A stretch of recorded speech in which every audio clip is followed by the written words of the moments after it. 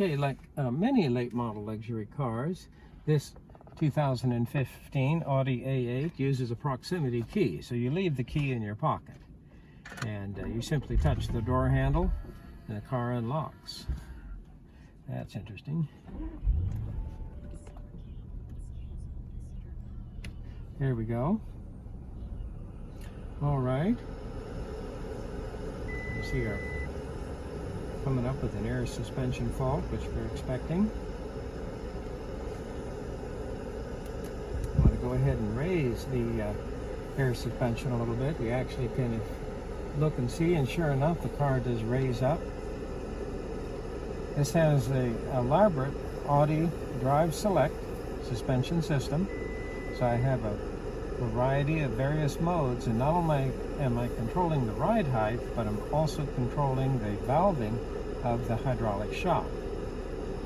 One of our connectors for the electromagnetic coil for the right rear shock was actually broken, so that's another thing that we've ordered, and we have to wait to get that to fix it. So hopefully that will come shortly. All right, so here we go. Let's go ahead and roll the windows up. These windows are very heavily tinted. Certainly good in the bright sun or a hot summer day.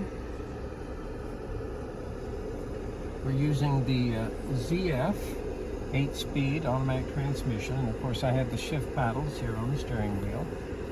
And one thing that was said about this car is that as far as its capability for acceleration and speed, you don't have enough road to really appreciate it or test it, and we're not going to put it to the test. But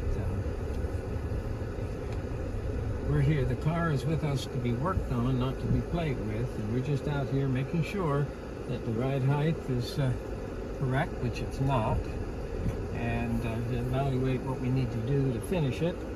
Probably what's going to happen is we'll return it to the customer and then get it back a couple of weeks from now. It's certainly safe to drive. And when you're driving it, the engine's very quiet, very smooth, very responsive.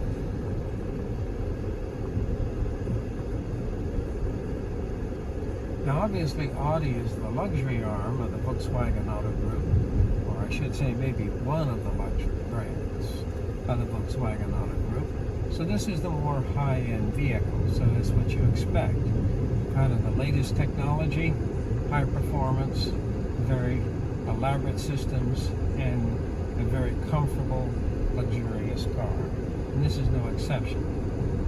We have a type of climate control in the back for the rear passengers that they control.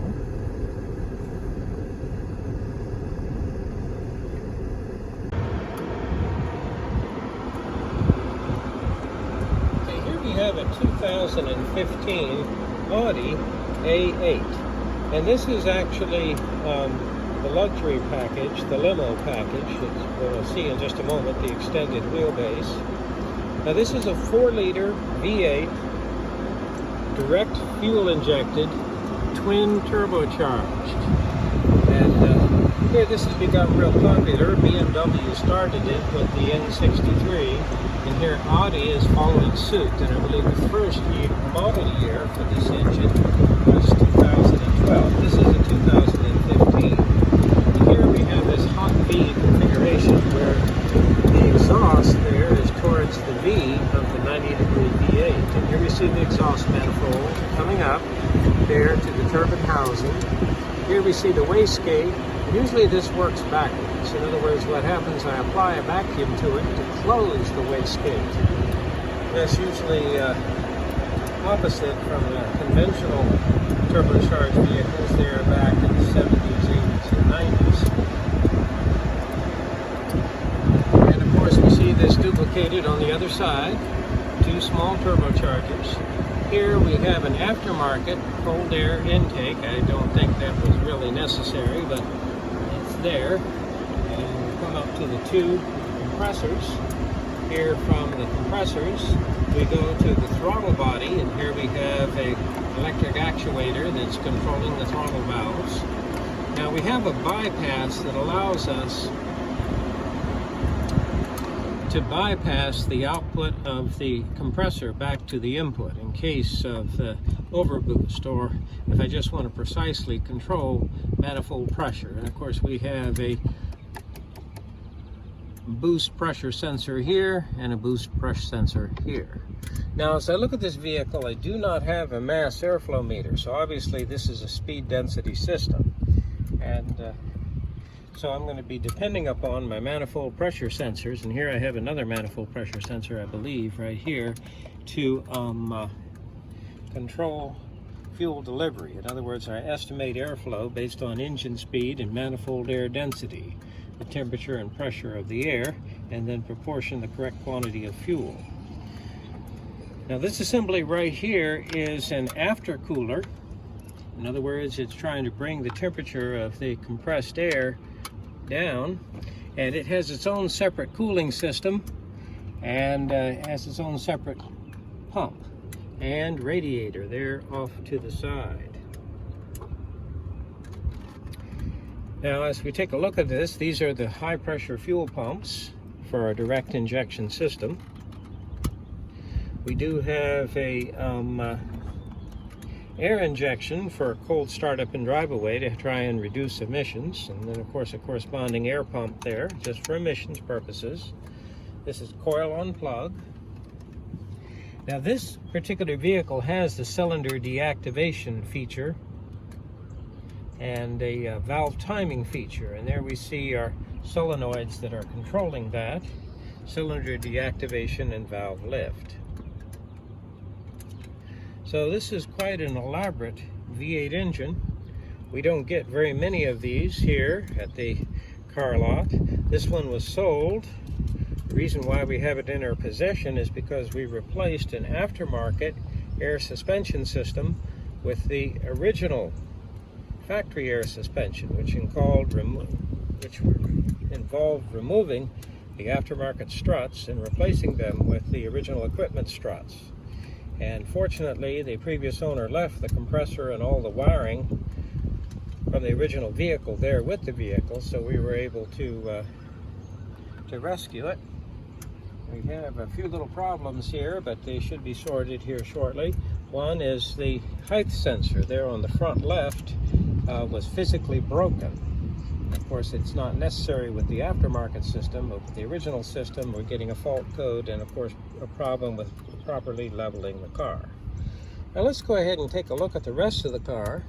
Now you'll notice as I close the hood, you'll see something very interesting. This is actually a wrap.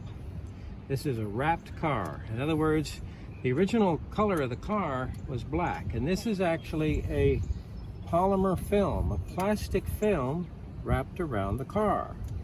Now you can see several YouTube videos of how to do this. This is quite an art form and very elaborate, but the plastic is not bonded to the car. It's just carefully laid out and all the air is squeezed out. And theoretically, it can be removed, and what you'll have is the original paint there from the car when you initially wrapped it. Now obviously this plastic wrap is very easy to damage, so you got to be very careful with it. There we can see how we wrapped around the corners.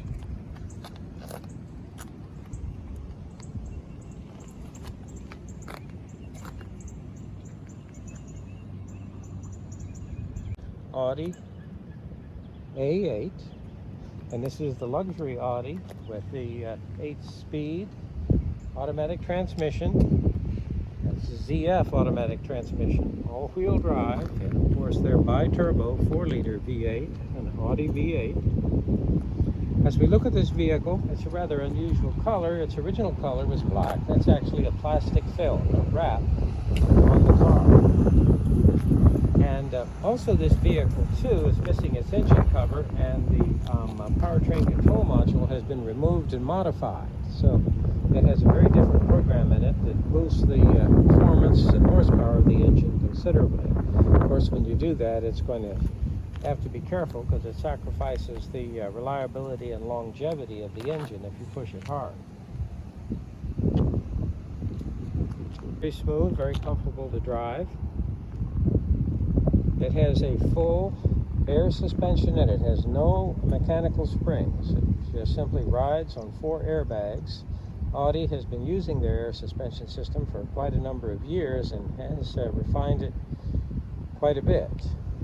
Now, one of the reasons we have this car is we removed an aftermarket air suspension system and reinstalled the original air suspension with the electronic shock valving.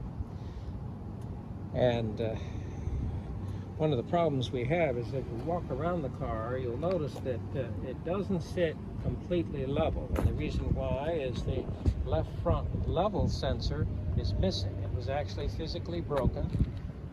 So I'm getting a fault code for the level sensor missing, obviously open circuit.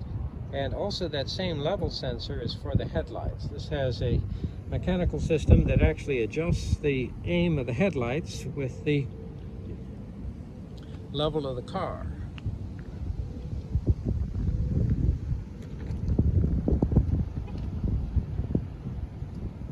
Now this car has about 116,000 miles on it,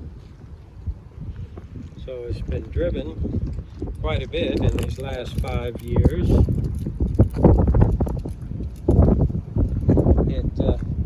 It is in need of a good wash and a vacuuming. One of the things is, though, I'm kind of afraid to do anything to this wrap material. I believe it's fairly stout and hardy, but wouldn't want to risk picking it up or doing anything with it. Usually it's good for about 4, 5, 6 years, and so probably it's in its 4th or 5th year now.